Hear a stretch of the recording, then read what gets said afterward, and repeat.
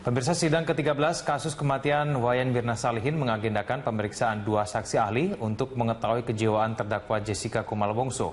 Kita langsung bergabung dengan Ibnu Haikal dan juru kamera Sartika Harahap yang ada di Pengadilan Negeri Jakarta Pusat. Ya Haikal, apa saja yang ditanyakan majelis hakim kepada 2 saksi ahli dalam sidang hari ini? Majelis Hakim pada hari ini masih memeriksa Natalia Widiasi, yaitu yang merupakan psikiater forensik dari RSCM. Natalia pada siang hari ini ditanyakan terkait dengan kondisi kejiwaan mental dari Jessica. Apakah Jessica ini sebenarnya mengalami gangguan jiwa atau tidak?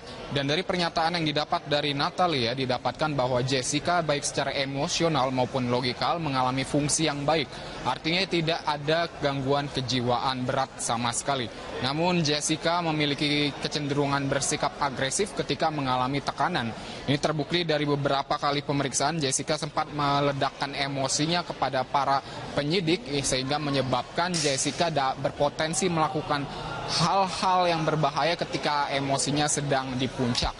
Selain itu, jaksa juga menanyakan terkait dengan proses penyelidikan dan juga dari mana psikiater forensik mendapatkan informasi terkait dengan kenyataan bahwa Jessica tidak mengalami gangguan jiwa. Pada siang hari ini dijelaskan bahwa seluruh data-data yang diberikan oleh saksi ahli didapatkan melalui 3 proses, yaitu terkait dengan wawancara kepada Jessica langsung, dan juga dengan menganalisa data-data transkrip percakapan telepon maupun SMS Jessica, serta dengan melihat dan mengintai CCTV selama Jessica berada di penjara. Terdapat juga fakta bahwa selama Jessica sempat mengeluarkan pengakuan bahwa ia menyesal kembali ke Indonesia dengan mengatakan bahwa kalau gua nggak ke Indonesia maka Mirna nggak mati. Ini diselidiki oleh tim ahli forensik bahwa Jessica mengatakannya dalam kondisi yang sadar sebagai sebuah penyesalan yang ia akui dengan kepenuhan logika dan juga emosional yang mengalami fungsi baik, sehingga dinyatakan bahwa Jessica Kumala Wongso pada saat ini ada resmi memiliki kecakapan dalam berpikir, dan setiap pertanyaan yang diberikan jaksa pun dapat dijawab Jessica secara kompeten. Dan ada juga ditemukan fakta bahwa Jessica selama penyelidikan mengalami atau memberikan beberapa jawaban yang inkonsisten.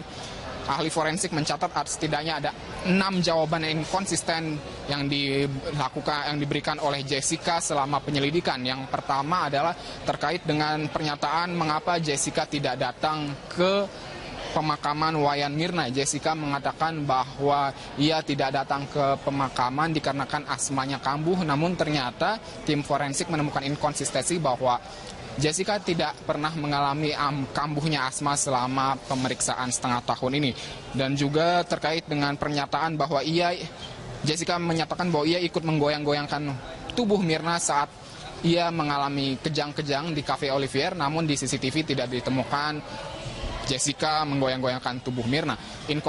Inkonsistensi ini menunjukkan bahwa Mirna juga mengalami beberapa tekanan selama proses penyelidikan, sehingga ia kerap kali memberikan jawaban yang tidak sebenarnya. Dan juga tim forensik menyatakan bahwa ternyata Jessica mengalami kecenderungan narsistik, yaitu menginginkan mendapatkan perhatian sebanyak-banyaknya dari orang-orang sekitarnya. Ini yang menyebabkan ia seringkali pergi ke berbagai media untuk memberikan pernyataan.